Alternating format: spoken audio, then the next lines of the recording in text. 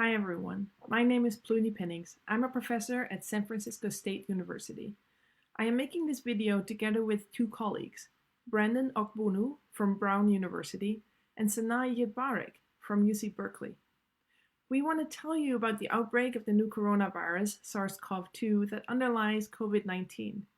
We're going to talk about how contagious this virus is, how many people ultimately may get infected, and what we can do to flatten the curve. Flattening the curve means slowing down the epidemic to prevent as many deaths and hospitalizations as possible. I want to start with a disclaimer. We are not COVID-19 or SARS-CoV-2 experts, and we're not medical doctors.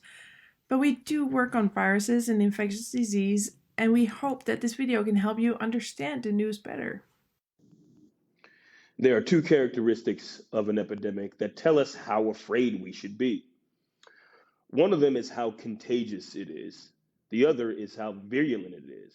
That is, how likely is it to cause harm or death in someone infected? These are not the only important features of an epidemic, but they are usually the places that we start when describing one. The contagiousness is often summarized by a number called the basic reproduction number. We will discuss this later. But how dangerous a disease is for people infected is often summarized by a number called the case fatality rate, or CFR. The case fatality rate is a ratio of sorts, the number of people who die of a disease divided by the number of people who have it. In the case of the novel coronavirus, we're talking about the fraction of people infected with the virus who have died. One notable thing about the case fatality rate is that it is very easy to miscalculate.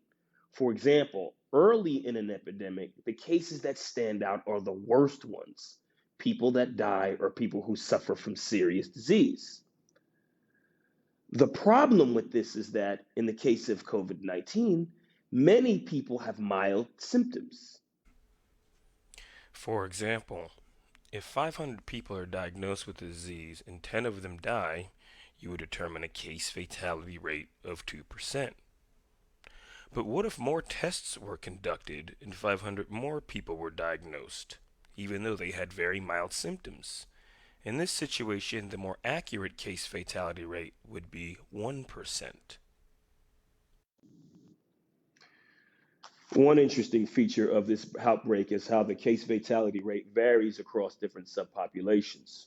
For example, the case fatality rate appears relatively high among people over the age of 70. Children under the age of 10, alternatively, appear relatively unaffected. In addition, the disease seems to really impact people with prior health conditions. The worry here is that people may not take this virus seriously because it mostly affects older folks, as in, well, they're sick and old, they're gonna die of something anyway. This is a really unfortunate view. If viral outbreaks should teach us anything, it's that we're all in this together. I mean, the vast majority of people know someone who may be seriously affected.